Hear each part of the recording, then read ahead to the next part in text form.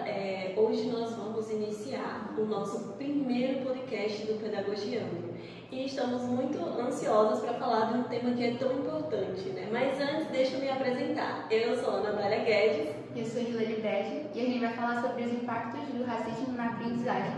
E a gente está aqui hoje com o professor Edson e a professora Jaiane, que vão responder as nossas perguntas.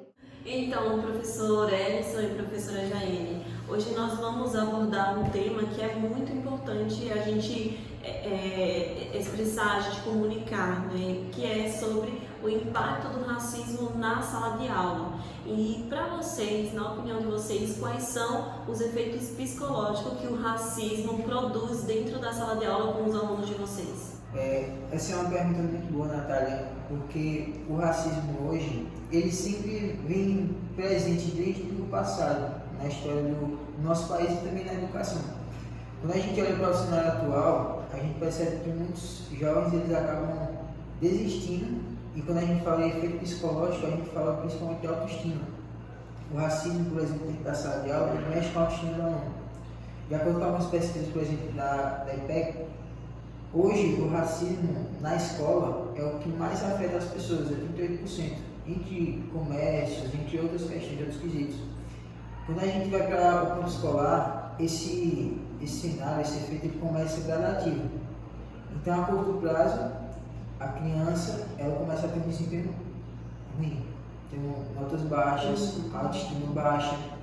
E a longo prazo, isso acaba fazendo a desistência dela de ir para a escola, de completar talvez o curso, de ir para o ensino superior.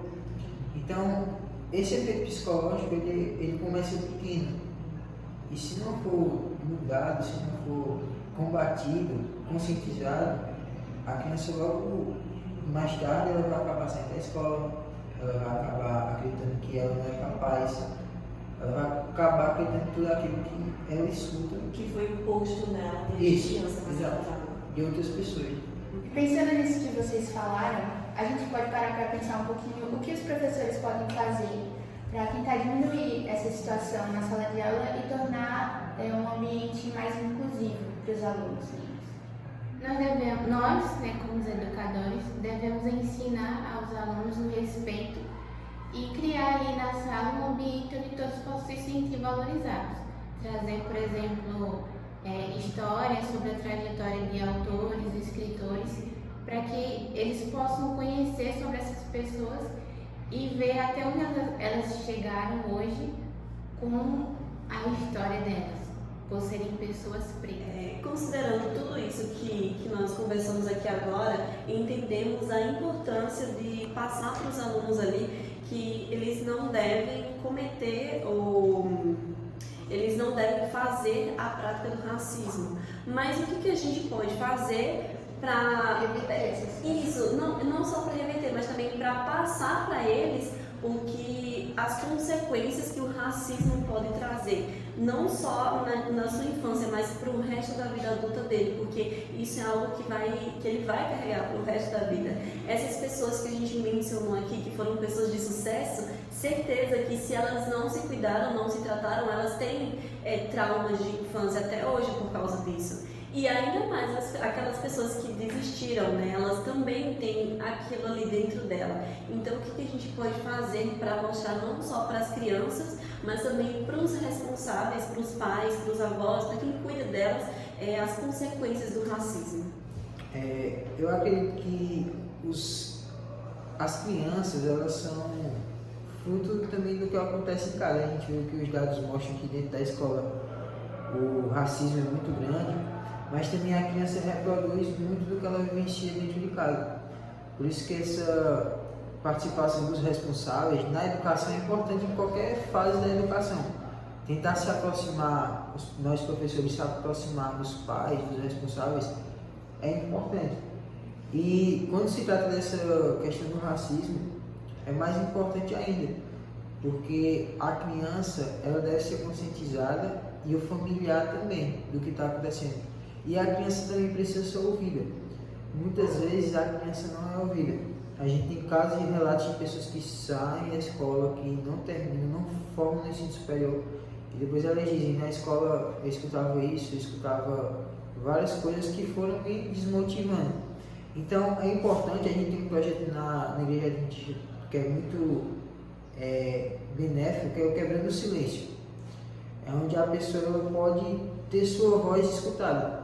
Então é importante que, além das discussões em sala de aula com a família, as crianças elas sejam escutadas sobre o que elas passam, o que elas sofrem, o que elas sentem em relação ao que acontece. Teve um caso específico que aconteceu na minha família. Meu sobrinho, ele é adotado, né? Então ele tem a pele preta. E acabou que na escola ele foi chamado de macaco. E a minha irmã foi na escola saber o que estava acontecendo, né? O que estava passando exatamente ali, porque sabemos que isso é racismo. E quando chegou lá, a minha irmã foi falar com a professora e a professora simplesmente falou: ele brinca com todo mundo, porque ele não pode brincar com ele. Só que o que a gente esquece, nós como profissionais e até mesmo pessoas comuns, a gente esquece que o racismo é crime e isso precisa ser falado com mais ênfase, não só nas escolas, mas em reuniões de pais e mestres. Precisa ser, sei lá, a gente precisa espalhar essa mensagem, porque isso é algo que é realmente grave e que vai trazer consequências para o resto da vida. Então a gente precisa tocar nesse ponto com mais ênfase, né? Porque às vezes o professor ele acha que por ser criança ignora a situação. Exatamente. E tem até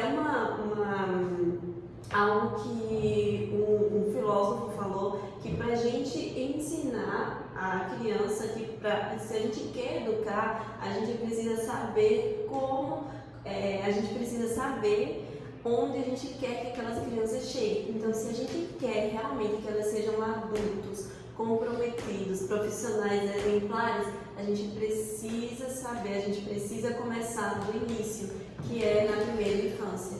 É ali onde tudo começa e é ali onde começa o trabalho do professor.